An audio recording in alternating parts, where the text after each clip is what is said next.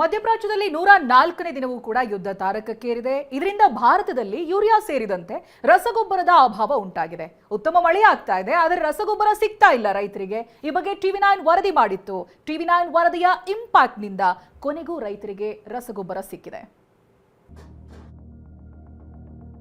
ಗದಗ ನಗರದಲ್ಲಿ ಶ್ರೀ ಎಂಟರ್ಪ್ರೈಸಸ್ನಲ್ಲಿ ಸಾಕಷ್ಟು ಗೊಬ್ಬರ ಸ್ಟಾಕ್ ಇದ್ರೂ ಕೂಡ ರೈತರಿಗೆ ಮಾತ್ರ ವಿತರಣೆ ಆಗ್ತಿಲ್ಲ. ಕರೆಂಟ್ ಸಮಸ್ಯೆ ಅಂತೇಳಿ ಯಾಕೆ ಗೊಬ್ಬರ ಕೊಡ್ತಾ ಇಲ್ಲ? ಇಲ್ಲ ಸರ್, ಕೊಡಕ್ಕೆ ಶುರು ಮಾಡ್ತೀನಿ. ಕರೆಂಟ್ ಬಂದ ತಕ್ಷಣ ಶುರು ಮಾಡ್ತೀನಿ ಬೇಕಂದ್ರೆ. ಸರ್, ಗದಗ ಕೇಬೇರಿ ಈಗ ಡಂಬಳ್ನಾಕ ಏರಿಯಾ ರೀ, ಕರೆಂಟ್ ಇಲ್ಲೇನು ಬೆಳಗ್ಗೆಯಿಂದ? ಇಲ್ಲ ಅಂತ ಬೆಳಗ್ಗೆಯಿಂದ ಇಲ್ಲ ಅಂತ 6 ಗಂಟೆ ಅಂತ ಯಾಕೆ ತೆಗೆದಿರಾ? ಇಲ್ಲ ತೆಗೆದಿಲ್ಲ ಸರ್. ಮುಂಜಾನೆಯಿಂದಲೇ ಕ್ಯೂ ನಿಂತಿದ್ರು, ಯೂರಿಯಾ ಬೇಕೆಂದು ಕಾಯ್ತಿದ್ರು. ಅಂಗಡಿ ಮಾಲೀಕರ ಕಳ್ಳಾಟ ವಿರುದ್ಧ ಸಿಡಿದಿದ್ರು. ಅನ್ನದಾತರ ಮನವೊಲಿಕೆಗೆ ಪೊಲೀಸರು ಯತ್ನಿಸಿದ್ರು. Don't care. ಈ ದೃಶ್ಯಗಳು ರಸಗೊಬ್ಬರಕ್ಕೆ ನಡೆದ ಹೈಡ್ರಾಮಾ. ಗದಗ ಜಿಲ್ಲೆಯಲ್ಲಿ ಯೂರಿಯಾ ಗೊಬ್ಬರಕ್ಕಾಗಿ ಅನ್ನದಾತರ ಪರದಾಟ. ಕರೆಂಟ್ ಇಲ್ಲ ಅಂತ ನಾಟಕ. TV9ನಲ್ಲಿ ಮಾಲೀಕರ ಕಳ್ಳಾಟ ಬಯಲು. ರಾಜ್ಯದಲ್ಲಿ ಮುಂಗಾರು ಮಳೆ ಅಬ್ಬರಿಸುತ್ತಿದೆ. ಕೃಷಿ ಚಟುವಟಿಕೆಯು ಚುರುಕುಗೊಂಡಿದೆ. ಆದರೆ ಮಧ್ಯಪ್ರಾಚ್ಯದಲ್ಲಿನ ಯುದ್ಧದಿಂದ ಯೂರಿಯಾ ಸೇರಿದಂತೆ ರಸಗೊಬ್ಬರದ ಅಭಾವ ತಾಂಡವವಾಡ್ತಿದೆ. ಗೊಬ್ಬರಕ್ಕಾಗಿ ಅನ್ನದಾತರು ಕೆಲಸ ಕಾರ್ಯ ಬಿಟ್ಟು ಅಲೆಯುತ್ತಿದ್ದಾರೆ. ಗದಗ ನಗರದ ಡಂಬಳನಾಕ ಬಳಿ ಇರುವ ಶ್ರೀ ಎಂಟರ್ಪ್ರೈಸಸ್ ಮುಂದೆ ಬೆಳಗ್ಗಿನಿಂದಲೇ ಅನ್ನದಾತರು ಗೊಬ್ಬರಕ್ಕಾಗಿ ಜಮಾಯಿಸಿದ್ರು. ಆದರೆ ಅಂಗಡಿ ಮಾಲೀಕರು ಕರೆಂಟ್ ಇಲ್ಲ ಅಂತ ಹೇಳಿ ಮಧ್ಯಾಹ್ನವಾದರೂ ಗೊಬ್ಬರ ನೀಡಿರಲಿಲ್ಲ. ಇದರಿಂದ ಸಿಟ್ಟಾದ ರೈತರು ಆಕ್ರೋಶ ವ್ಯಕ್ತಪಡಿಸಿದ್ರು. ಇಲ್ಲಿ ಯಾರು ನಮ್ಗೆ ಏನು ಯಾದಕ್ಕೆ ಬಂದಿರಿ ಅಂತ ಕೇಳಾರಿಲ್ಲ. ಈ ಗದಿನೊಳಗೆ ಈಗ 4-5 ದಿನ ಆತ್ರಿ ನಾ ಬರಾಕತ್ತಿ. 5 ದಿನದ ಮಾತ್ರ ಯಾವನು ಆಫೀಸರು ಇಲ್ಲ, ಯಾವ ಪೊಲೀಸರು ಇಲ್ಲ, ಯಾವನೂ ಇಲ್ಲ. ಮಧ್ಯಾಹ್ನ 1 ಗಂಟೆ ಆದರೂ ಅನ್ನ ನೀರು ಇಲ್ಲದೆ ರೈತರು ಗೊಬ್ಬರಕ್ಕಾಗಿ ಕಾದು ನಿಂತಿದ್ರು. ನೂರಾರು ಸಂಖ್ಯೆಯಲ್ಲಿ ರೈತರು ಬೆಳಗ್ಗೆ 5 ಗಂಟೆಯಿಂದಲೇ ಅವರು ಏನು ಯೂರಿಯಾ ಗೊಬ್ಬರಕ್ಕಾಗಿ ಪಾಳಿ ಹಚ್ಚಿದ್ದಾರೆ. ಡಂಬಳ್ನಾಕ ಏರಿಯಾದಲ್ಲಿ ಯಾವುದೇ ವಿದ್ಯುತ್ ಸಮಸ್ಯೆ ಇಲ್ಲ, ಬೆಳಗ್ಗೆ 6 ಗಂಟೆ ಕರೆಂಟ್ ಇದೆ ಅಂತ ಅವ್ರು ಹೇಳ್ತಾ ಇದ್ದಾರೆ. ಆದರೆ ಈ ಅಂಗಡಿಕಾರರು ಕರೆಂಟ್ ಇಲ್ಲ ಅಂತೇಳಿ ರೈತರನ್ನು ಸತಾಯಿಸುತ್ತಿರಲ್ಲ, ಗೋಳಾಡಿಸುತ್ತಾ ಇದ್ದಾರೆ.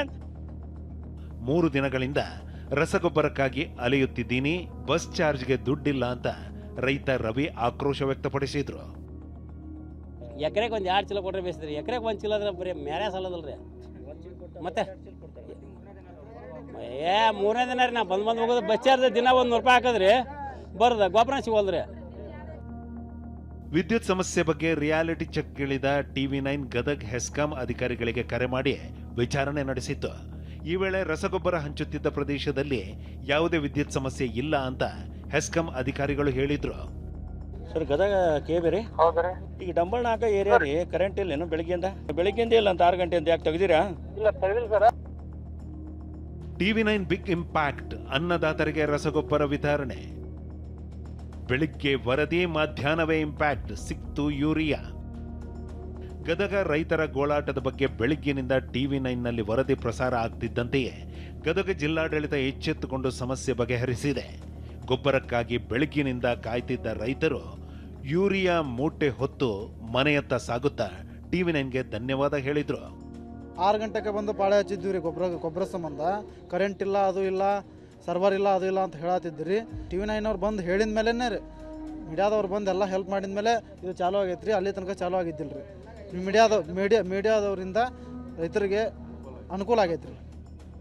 ಇನ್ನು ಕೊಪ್ಪಳ ಜಿಲ್ಲೆಯಲ್ಲೂ ರಸಗೊಬ್ಬರಕ್ಕಾಗಿ ರೈತರು ಗಲಾಟೆ ಮಾಡಿದ್ರು.